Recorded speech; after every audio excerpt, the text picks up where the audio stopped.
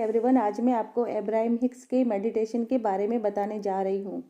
इस मेडिटेशन का जिक्र एस्थर ने अपनी book ask and it is given में किया है। एस्थर हिक्स और जेरी हिक्स ये हस्बैंड वाइफ थे और ये दोनों इस मेडिटेशन को एक साथ किया करते थे। एस्थर के इस मेडिटेशन करने के बाद ही अब्राहम एस्थर की लाइफ में आए थे। अब ये अब्राहम कौन है? अब्राहम कोई इंसान नहीं है।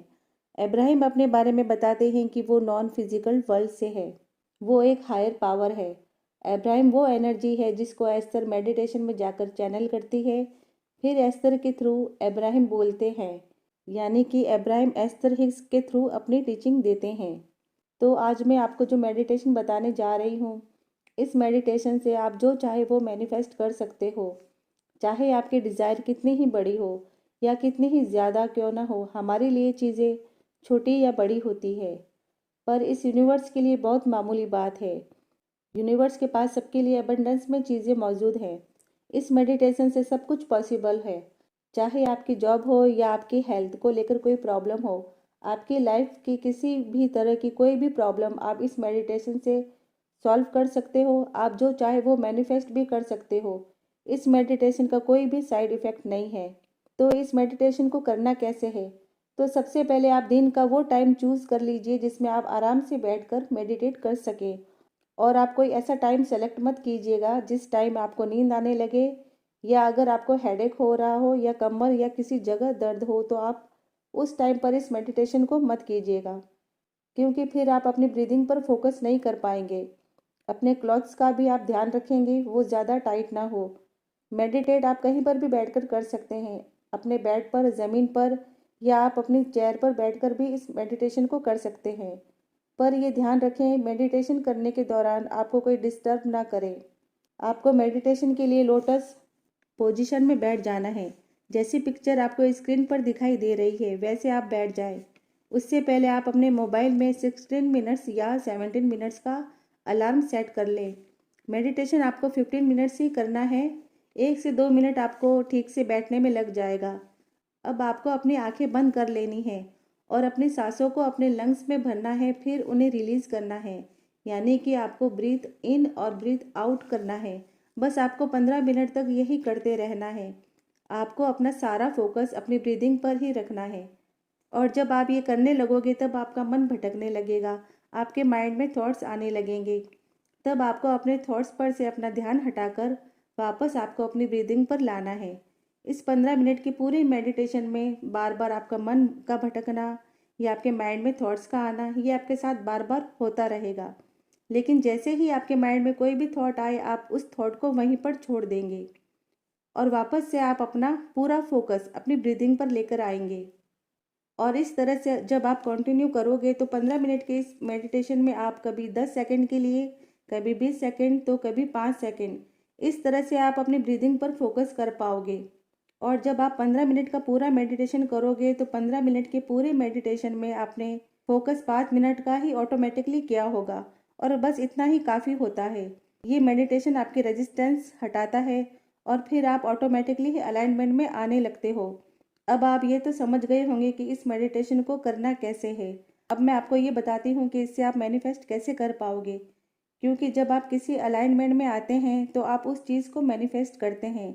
और अलाइनमेंट का मतलब होता है हाई वाइब्रेशन, यानी कि जब आपकी कोई डिज़ायर होती है तो उस डिज़ायर से रिलेटेड आपके सभी नेगेटिव थॉट्स खत्म हो जाते हैं। फिर जब आप उस चीज़ के बारे में सोचते हो तो आपको अच्छा फील होता है, आपको पॉजिटिव थॉट्स ही आते हैं, तब आप उस चीज़ की अलाइनमेंट में होते हो। लेकिन अगर जब आपकी कोई डिज़ायर होती है और अगर आपको सोचकर ही डर लगने लगता है, या ये लगने लगता है कि ये डिज़ायर बहुत ज़्यादा बड़ी है या ये पूरी नहीं हो पाएगी, या किसी भी तरह से नेगेटिव थॉट्स या नेगेटिव बिलीफ्स आपके माइंड में आते हैं, तो उस वक्त वो चीज़ आपकी रेजिस्टेंस होती है। अगर आप जो भी मैनिफेस्ट करना चाहते हैं तो उसके लिए आपको अलाइनमेंट में आना ही होगा, तभी आप उस चीज़ को मैनिफेस्ट कर पाएंगे। और अलाइनमेंट में आने के लिए ये बिल्कुल भी ज़रूरी नहीं है कि आप जिस चीज़ को मैनिफेस्ट कर रहे हो उस चीज़ के बारे में आप पॉजिटिव थॉट्स या पॉजिटिव फीलिंग्स रखो, क्योंकि कई बार आपकी लाइफ में कुछ ऐसा हो जाता है कि आपके हालात कुछ इस तरह से हो जाते हैं कि फिर आप ना ही उस चीज़ की पॉजिटिविटी को देख सकते हो और ना ही उस चीज़ की पॉजिटिविटी को फील कर सकते हो। यानी कि रेजिस्टेंस इतनी ज़्यादा बढ़ चुकी होती है कि फिर आप उसमें से कोई भी पॉजिटिविटी को देखना भी नहीं चाहते। यूनिवर्स कहता है कि आपको जो भी मैनिफेस्ट करना है उसके लिए आपको सबसे पहले अलाइनमेंट में आना ही होगा। अब आपके माइंड में यही सवाल आएगा कि अगर आप उस चीज़ के बारे में पॉजिटिव सोचोगे नहीं, पॉजिटिव फील नहीं करोगे, तब आप कैसे उस चीज़ की वाइब्रेशनल अलाइनमेंट में आओगे और कैसे उसे मैनिफेस्ट करोगे। तो इसका सिंपल सा जवाब यही है कि आपका जिस चीज़ पर फोकस है और जिस चीज़ पर आपका बहुत ज़्यादा रेजिस्टेंस है और आप उस चीज़ से अपना रेजिस्टेंस निकाल नहीं पा रहे हो, तो फिर आप अपने थॉट्स को ही छोड़ दीजिए या फिर आप अपने फोकस को शिफ्ट कर दीजिए। ये दो तरीके होते हैं।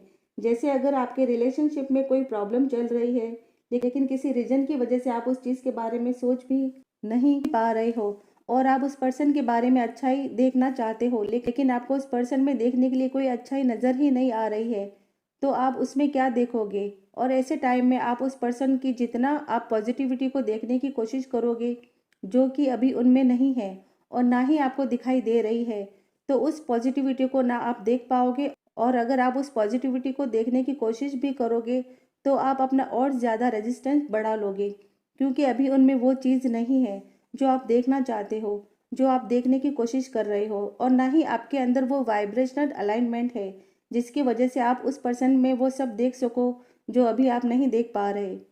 तो आपको अपना रेजिस्टेंस क्लियर करके अलाइनमेंट में आना ही है। इसलिए ऐसे में आपका मेडिटेशन काम आता है, क्योंकि जब आप मेडिटेशन करते हो तो थोड़ी देर के लिए ही सही आप अपनी ब्रीदिंग पर फोकस करते हो, तो उस थोड़े से टाइम के लिए आपका फोकस आपका रेजिस्टेंस से हट जाता है और नेचुरली आपकी ब्रीदिंग पर आता है। तो हम ब्रीदिंग पर फोकस करने से कैसे अलाइनमेंट में आएंगे, क्योंकि रेजिस्टेंस का ऑपोजिट अलाइनमेंट होता है और फिर आपको अलाइनमेंट में रहने के लिए पॉजिटिव सोचना नहीं पड़ता, क्योंकि जब आप अपने रेजिस्टेंस को छोड़ देते हो तो वो चीज़ आपको पॉजिटिविटी में ऑटोमेटिकली लेकर आ जाती है। यानी कि रेजिस्टेंस हटता है तो आप नेचुरली अलाइन हो जाते हो, फिर आप नेचुरली पॉजिटिव फील करने लगते हो, पॉजिटिव सोचने लगते हो। और हमारी नेचुरल स्टेट यही होती है सोचने की। और अब्राहम भी यही कहती है, आप हर रोज़ 15 मिनट का मेडिटेशन करते रहोगे तो फिर धीरे धीरे आपकी रेजिस्टेंस कम होती जाएगी और आप अलाइनमेंट में आते रहोगे। और ये एक दिन में बिल्कुल भी नहीं होगा, क्योंकि जो हमारे रेजिस्टेंस थॉट्स होते हैं वो हमारे बचपन से हमारे बड़े होने के साथ साथ हमारी लाइफ में चलते आ रहे हैं। इसलिए आप जब भी मेडिटेशन करोगे तो आप पिछली बार से कम रेजिस्टेंस फील कर रहे होंगे। जैसे जैसे वक्त बीतेगा और आप हर दिन मेडिटेशन करते जाएंगे तो आप ये देखोगे कि आपने जो भी मांगा है वो हर चीज़ आपकी लाइफ में आने लगेगी। और चाहे आपने सालों पहले ही क्यों ना मांगा हो, वो भी आपकी लाइफ में आता हुआ दिखने लगेगा। इससे आपकी हेल्थ भी अच्छी होने लगेगी, आपके फाइनेंस भी अच्छे होने लगेंगे। चाहे आपको डिप्रेशन हो, एंग्जाइटी हो या किसी चीज़ के लिए फोबिया या डर हो, वो भी धीरे धीरे सब खत्म हो जाएगा और आपको एक नई ज़िंदगी मिलेगी। जो आप चाह रहे हो वो सब आपको मिलने लगेगा, क्योंकि जब आप अलाइनमेंट में होते हो तो फिर आप एक मोमेंटम पकड़ लोगे, यानी कि आप एक ऐसे मोमेंटम में आ जाएंगे जो आपको अलाइनमेंट की तरफ लेकर जाता जाएगा। और जब आप अलाइनमेंट में होंगे तो ये यूनिवर्स आपको आपकी लाइफ में अच्छे अच्छे सरप्राइज दे रहा होगा। और जब आप रेजिस्टेंस में होते हो तो आपको और ज़्यादा रेजिस्टेंस मिलने लगता है, क्योंकि जैसी हम एनर्जी इस यूनिवर्स में देते हैं वैसी ही चीज़ों को हम हमारी लाइफ में अट्रैक्ट करते हैं। और इस रेजिस्टेंस से हमें बाहर निकालने के लिए मेडिटेशन हमारी मदद करता है, क्योंकि जब हम मेडिटेशन करते हैं तो इस यूनिवर्स के साथ अलाइन हो जाते हैं और हमारे ब्रीदिंग पर फोकस हमें हमारे इनर बीइंग से हमें कनेक्ट कर देता है। हमारे तार इस यूनिवर्स से जुड़ जाते हैं, क्योंकि जो आप यूनिवर्स बाहर देखते हो वो आपके अंदर भी है। और जब आप अपने इनर बीइंग से इस यूनिवर्स से जुड़ जाओगे तो आपके लिए सारे बंद दरवाजे, बंद रास्ते खुलने लगेंगे, क्योंकि आप अलाइनमेंट में आ जाओगे। फिर आपका मैनिफेस्टेशन आपको होता हुआ दिखाई देने लगेगा। जो आप चाहते हो वो हर चीज़ आपकी तरफ आपको आती हुई दिखाई देने लगेगी।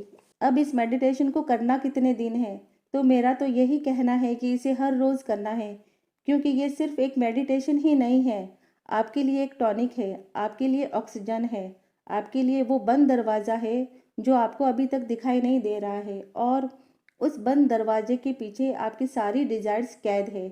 आपके अलाइनमेंट में आते ही आप खुद उस बंद दरवाजे को खोल दोगे। फिर भी अभी के लिए आप इस मेडिटेशन को 30 डेज़ के लिए कीजिए और फिर 30 डेज़ के बाद इसे करने का आपका और मन करेगा, तो फिर इसे आप 3 महीने के लिए और कीजिएगा। 3 महीने के बाद आपकी लाइफ में कुछ इस तरह से आपको पॉजिटिव बदलाव होते दिखेंगे, फिर आप खुद से ही इसे हर रोज़ करना चाहेंगे। अगर किसी दिन आप इस मेडिटेशन को नहीं कर पाए तो कोई बात नहीं, इसे अगले दिन फिर से शुरू कीजिए। मैं मेडिटेट लाइट ऑफ करके करती हूँ, अगर आप इस तरह से करना चाहें तो ऐसे कीजिए, लेकिन प्लीज़ अपनी नींद पूरी कर लेना, क्योंकि फिर पता चला मेडिटेशन के लिए बैठे और साहब 2 घंटे के लिए सो गए।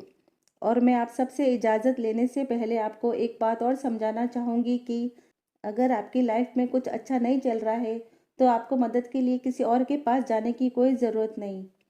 आप किसी के भी चक्कर में ना पड़ें, क्योंकि सारी पावर आपके अंदर है। अपनी पावर को पहचानो, अपने नेगेटिव थॉट्स को बदलो। आपकी मदद मैं भी नहीं कर सकती, मैं सिर्फ आप लोगों को रास्ता बताती हूँ। आप अपनी मदद खुद करेंगे, क्योंकि यूनिवर्स ने सारी पावर आपको दी है। आप अपनी लाइफ के क्रिएटर खुद हैं। आप अपनी लाइफ की स्क्रिप्ट खुद लिखिए और अपने आप को किसी राजा या रानी से कम मत समझिए। आपको जो अच्छा लगता है वही कीजिए, और आप ये कसम खा लें, आप हर दिन हर रोज़ खुश रहेंगे, जॉय में रहेंगे। तो रखिएगा अपना बहुत सारा ख्याल। शुक्रिया।